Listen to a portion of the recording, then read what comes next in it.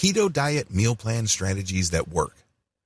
As I have mentioned in the previous video, if you don't have the right mindset coming in, there's a high chance you are going to fail with your keto diet. To be fair, if you are mentally unprepared for your weight loss journey, you probably will fail with most other diets. Don't think that this is limited to keto. Your lack of mental preparation may mean that you may have certain emotional vulnerabilities which can translate to you getting off your keto diet sooner rather than later. Thankfully, there are certain strategies that you can use if you have the right mindset. Having the right weight loss mindset is essential. It's non-negotiable. There's no getting around it. This is why I suggest that before you go any further, review video 5 thoroughly. With that said, here are some key strategies that would help you transition to a keto diet and stick with it. Quick note, transitioning to keto is actually easy. Seriously, when you're beginning any kind of diet, you would be pumped up. You would be excited about getting started because you know that it benefits a lot of people. You have seen the results other people got, so you can't wait to try it yourself. Getting started is not the problem. Getting pumped up, getting excited, and getting ready are all awesome. The problem is sticking to it. This is why you need the right mindset and the right meal plan strategies. Please focus on the following. Focus on fatty food that fits your taste.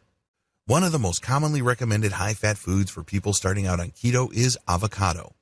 Well, it's easy to see why avocado is a usual suspect. It is high in fiber and it's loaded with fat. What's not to love? The problem is, if you don't have a particular taste for avocado, it might seem like you are nibbling on a piece of wax. It takes some getting used to. Most people usually mix avocado with something else. Either they turn it into guacamole and enjoy it with Mexican dishes, or they turn it into some sort of ice cream. Now, you know that on a keto diet, you cannot enjoy regular ice cream. This snack is loaded with sugar and milk, which has lactose, so you're stuck with a plain avocado. There is a workaround to this. Focus on fatty foods that already have the taste profile you already prefer. In other words, stick with what you know. If you already prefer certain foods like pork rinds or other oily, salty snacks, then load up on them. This is no time to acquire new tastes. Remember, as I have mentioned in video 5, the secret to transitioning to keto and sticking with it successfully over a sustained period of time is displacement, not replacement. When you are trying to discover a new taste or trying to read just your taste buds to accommodate new tastes, you are replacing. Don't fool yourself into thinking that you are displacing your old meal plan. You are replacing. Bad strategy. Sooner or later, something will get knocked loose and you will go back to your old eating habits. The better approach is to focus on fatty food that already fits your taste. The good news is, we already have these. A lot of people who are not on a keto diet think that these are guilty pleasures. They think that they should only eat these dishes or snacks from time to time. Well, when you switch over to a keto diet, your wish is fulfilled. You can eat those items pretty much every day. Isn't that good news? Focus on fatty foods that already have the taste profile you desire. Shoot to feel fuller for a longer period of time. When you eat anything throughout the day, eat strategically. Say to yourself, when I load up on this type of food, is it going to fill me up for a longer period of time? If you don't know what I'm getting at, think about the times when you used to eat apples as snacks. Sure, apples are light snacks. They're loaded with vitamins. But sooner rather than later, you're going to get hungry again. This is due to the fact that apples have sugar. Now, if you replace apples with chocolate bars or candy bars or cookies, the same thing applies, but on a worse scale. You find yourself snacking throughout the day because of your blood sugar's roller coaster ride. Once you switch over to a keto system, be strategic about what you eat.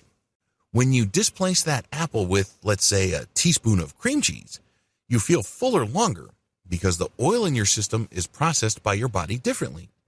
Your body sends different hunger signals to your brain and vice versa when you're eating fatty foods. This is why it's crucial that you be as strategic as possible in your snacks. Instead of just grabbing anything to snack on, eat macadamia nuts. Those things are loaded with oil and your body can definitely tell. You feel fuller for a longer period of time. Eventually, cut out all soda. By all, I mean all. A lot of people are thinking, well, I can go on a keto diet and cut out regular soda and hang on to diet drinks. These are soft drinks that are advertised as 0 calories. Well, First of all, they are not 0 calories. Under U.S. labeling guidelines, they contain few enough calories that they can be passed on as 0-calorie drinks, but they are not 0 calories. Also, recent studies have shown that people who drink diet colas actually have a shorter life expectancy. I know, it's shocking. It definitely shocked me. In fact, I got so stunned I swore off all sodas across the board. It doesn't matter whether they are regular soda loaded with sugar, or high fructose corn syrup and other nasty junk, or they are the 0-calorie or low-calorie variety. I'm completely off them, and I suggest you do the same. I understand that if you drink a lot of soda, it's going to be very hard to go cold turkey. Believe me, I can empathize. It took me a few false starts myself to finally get off the soda train. This is why it's a good idea to follow one of the principles that I have laid out in video 6, Displace, do not replace. In accordance with this piece of advice, eventually cut out all soda. The key here is eventually. This means that you have to start today. It doesn't have to be bold. It doesn't have to be dramatic. You're not trying to impress anybody. You're not trying to be a hero. But you have to start today and gradually cut down. If you do it gradually, it's actually much easier than you care to realize. But if you were going to go cold turkey, that's going to be a little bit of a problem because of the dynamics that I described earlier in this training. Your body will put up a fight. Your body is used to doing things a certain way. Your body has grown accustomed to certain patterns, and believe me, it's going to push back. Sooner or later, you will find yourself doing the same things as before. Before you know it, you will be eating the same stuff as before. So don't do things that way. There's no need for some sort of black and white change. Again, you're not trying to impress anybody. You're not trying to put on a show. Instead, you want to adopt something that will stick. Eventually, cut out grain-based snacks. Let me be completely honest with you. One of the biggest hassles with adopting a keto diet involves snacks. A lot of the snacks available out there are grain-based. It doesn't matter what you're into. Maybe you're into corn chips, corn flakes, puff snacks, rice cakes, potato chips, the whole 9 yards. When you look at the common laundry list of snack items in the United States and elsewhere, they have one common denominator for the most part. I am, of course, talking about grains. It doesn't matter whether that grain is rice or corn, or it involves a starchy vegetable like potato. They're all loaded with starch. They're all off limits to you if you switch to a keto diet. This is why it's a good idea to eventually cut down on grain-based snacks as you load up on fatty nuts like walnuts or macadamia. Peanuts are off limits. Peanuts are not going to get you where you want to go as far as your keto diet is concerned. Stick to high-fat bombs like macadamia and walnuts. This is a little bit tricky because normally macadamia nuts and walnuts are often packaged with chocolate or something sweet. You're going to have to make the adjustment to these nuts in their pure form. The good news is that you probably already have a taste for them if you have had macadamia and walnut as part of some sort of mixed nuts package. Load up on these. Slowly cut out milk-based snacks. Milk is a very touchy subject for a lot of people. A lot of individuals switching over to keto can easily make do without soda. Many are able to make the transition to a grain-free snack system with very little resistance.